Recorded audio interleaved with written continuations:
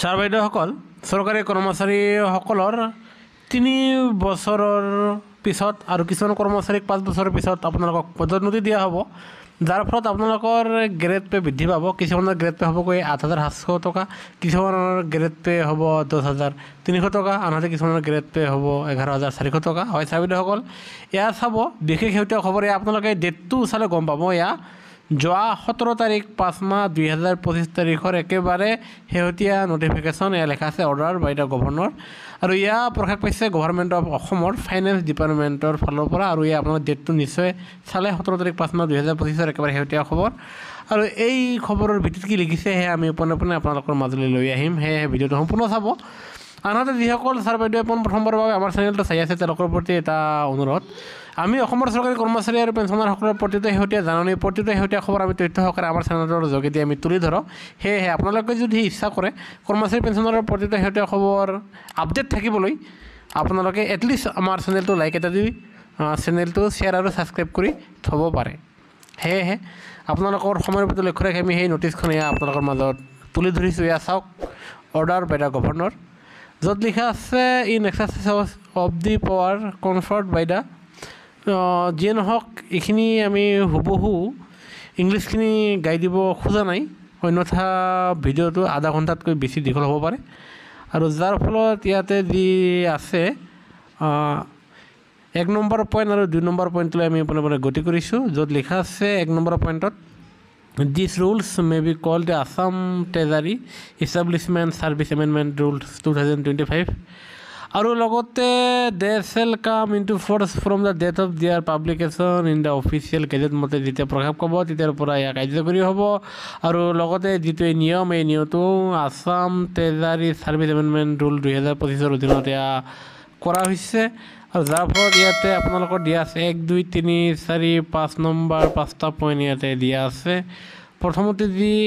1 নম্বৰে ক্ৰছত দিয়া আছে ইয়াতে যি একাউণ্টেণ্ট শব্দ সেই শব্দৰ ইয়াত অৰ্থ দিয়া আছে আৰু লগতে ইয়াতে আছে ছিনিয়ৰ একাউণ্টেণ্ট এছিষ্টেণ্টৰ কথা কোৱা হৈছে লগতে 3 নম্বৰটো কোৱা হৈছে আপোনাৰ জুনিয়ৰ একাউণ্ট এছিষ্টেণ্ট আনহাতে 4 নম্বৰে কোৱা আছে লোৱাৰ ডিভিজন এছিষ্টেণ্ট আনহাতে 5 নম্বৰে কোৱা আছে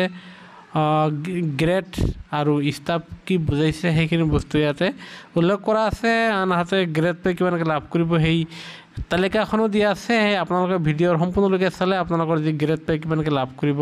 সেই গ্ৰেড পেৰ তালিকাখনো আমি আপোনালোকক দেখুৱাম সদ্যহতে আপোনালোকে ইয়াত চাওক যাৰ ফলত আমি পোনে এয়া গতি কৰিছোঁ 1 নম্বৰ পইণ্টলৈ য'ত কোৱা হৈছে যে চাব আপোনালোকে vacancies in the cadre of Superintendent, Chief Treasury Account, Senior Treasury Account, Junior Treasury Account, Junior Assistant and তেওঁলোকৰ যি আছে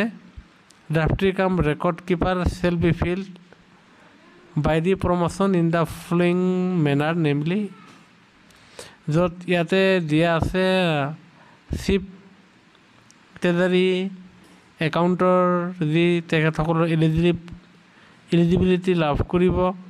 আৰু তেওঁলোকৰ ছিনিয়ৰ ভিত্তিত তেওঁলোকে 3 বছৰ চাকৰি সম্পাদন কৰিলে তেখেতসকলক পদোন্নতি দিয়া হ'ব চিফ ট্ৰেজাৰী একাউণ্টক পদোন্নতি দিব 3 বছৰ সম্পাদন কৰাৰ ফলত চাকৰি তেখেতসকলক ছুপাৰিণ্টেণ্ডেণ্টলৈ উন্নীত কৰা হ'ব তেখেতসকলৰ গ্ৰেড পে বৃদ্ধি পাব আনহাতে বি নম্বৰটো sub a senior treasury account who has completed at least 5 years of continuous service in senior treasury account on the first day of January of the year of promotion shall be eligible for promotion to the cadre of chief treasury account আৰু senior treasury account সকলে 5 বছৰ চাকৰি সম্পাদন কৰিলে তেখেতসকলক chief treasury একাউণ্টলৈ তেখেতসকলক পদোন্নতি দিয়া হ'ব আৰু যাৰ ফলত যি গ্ৰেডটো বৃদ্ধি পাব সেয়া আপোনাৰ পিছপিনে দিয়া আছে আৰু ঠিক তেনেদৰে লিখা আছে a junior treasury account who has completed at least 5 years of continuous service as junior treasury account on the first day of January of the year of promotion and has successfully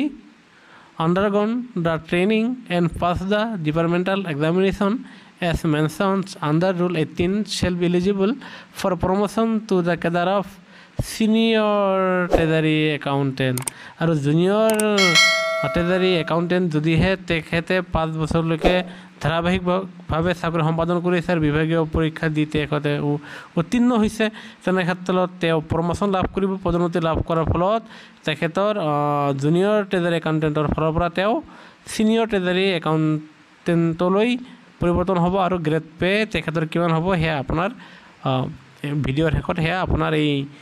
জাননীখনতে দিয়া আছে। ঠিক তেনেদৰে ইয়াতে চাব 5 নম্বৰটো যি লিখা আছে ইয়াতে যি কথা ইয়াত চাব আপোনাৰ junior assistant who has completed 5 years of continuous service on the 1st day of January of the year of promotion and a junior assistant earlier promoted from cadre of the grade 4 and has completed at least 2 years of continuous service as junior assistant on the 1st day of January of the year of promotion shall be eligible for promotion to the cadre of junior treasury account. ইয়াতে junior এছিষ্টেণ্টজনে তেখেতসকলৰ যি প্ৰমোশ্যনৰ কথা কোৱা হৈছে, আনহাতে ইয়াতে যি কোৱা হৈছে আপোনালোকে চাব জুনিয়ৰ এছিষ্টেণ্টজনক জুনিয়ৰ ট্ৰেজাৰী একাউণ্টলৈ তেখেতসকলক পদোন্নতি দিয়া হ'ব বুলি ইয়াতে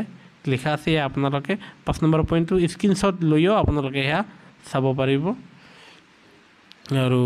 যাৰ ফলত এইখিনি কি আছে আমি এইখিনি আপোনালোকক জুম কৰি দিবলৈ চেষ্টা কৰিছোঁ। ইয়াত চাব recognise board of any other examination declared by the government as equivalent. ইয়াতে কোৱা হৈছে যে এজন চতুৰ্থ বৰ্গৰ কৰ্মচাৰী তেখেতসকলে যদিহে গ্ৰেজুৱেশ্যন BA কমপ্লিট কৰা হয় আৰু যিকোনো আপোনাৰ কলেজৰ পৰা যদিহে তেখেতসকলে গ্ৰেজুৱেশ্যন লয়, তেনে ক্ষেত্ৰত সেই গ্ৰেড 4ৰ এমপ্লয়ীজনে তেখেতে আপোনাৰ পদোন্নতি লাভ কৰিব আৰু এই ক্ষেত্ৰত তেওঁ কমচে কম 5 বছৰ চাকৰি সম্পাদন কৰিব লাগিব আৰু সেই গ্ৰেড 4ৰ কৰ্মচাৰীজন যদিহে গ্ৰেজুৱেশ্যন সম্পূৰ্ণ কৰে আৰু তেখেত 5 বছৰ চাকৰি কাৰ্যকাল সম্পাদন কৰাৰ ফলত তেখেতসকলক জুনিয়ৰ এছিষ্টেণ্ট পদলৈকে পদোন্নতি দিয়া হ'ব আৰু তেখেতসকলক গ্ৰেড পে বঢ়াই দিয়া হ'ব আৰু যাৰ ফলত তেখেতসকলৰ যি ৱাৰ্ড লিখা সেয়া 40টা আৰু 30টা লিখিব লাগিব। লগতে আপোনালোক কিমান লাভ কৰিব ইয়াত sub category of post, scale of pay ইয়াতে দিয়া আছে পে'মেণ্ট, গ্ৰেড পে আৰু টোটেল নাম্বাৰ অফ পষ্ট দিয়া আছে। ইয়াতে দিয়া আছে ছুপাৰিণ্টেণ্ডেণ্ট তেখেতসকলে পে'মেণ্ট লাভ কৰিব 22,000 টকাৰ পৰা 97,000 টকালৈকে, আনহাতে গ্ৰেড পে লাভ কৰিব 2,300 টকা। ইয়াতে পষ্ট দিয়া আছে 27টা। চিফ ট্ৰেজাৰী একাউণ্টেণ্টে লাভ কৰিব 22,000 টকাৰ পৰা 97,000 টকাৰ ভিতৰত, গ্ৰেড পে লাভ কৰিব 9,400 টকা, 98 পষ্ট দিয়া আছে। আনহাতে ছিনিয়ৰ ট্ৰেজাৰী একাউণ্টে 14,000 পৰা 7,000 টকা পে'মেণ্ট হ'ব আৰু গ্ৰেড পে লাভ কৰিব 8,700 টকা। পদ আছে 279টা। ঠিক তেনেদৰে জুনিয়ৰ ট্ৰেজাৰী একাউণ্টৰ আপোনালোকৰ স্কেল হ'ব 14,000 টকাৰ পৰা 7,000 টকালৈকে, ইয়াতে গ্ৰেড পে হ'ব 7,400 টকা। পদ আছে 498টা আৰু জুনিয়ৰ এছিষ্টেণ্টৰ যি পে হ'ব 14,000 টকাৰ পৰা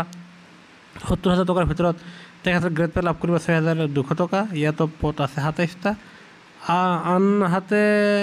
জাফলি কাম ৰেকৰ্ড কিপাৰ যি আছে সেয়া 12,000 টকাৰ পৰা 52,000 টকালৈকে তেওঁলোকৰ পে স্কেল, আনহাতে গ্ৰেড পে লাভ কৰিব 4,400 টকা। 14জনে প্ৰমোশ্যন লাভ কৰিব। আনহাতে পিয়ন চকীদাৰ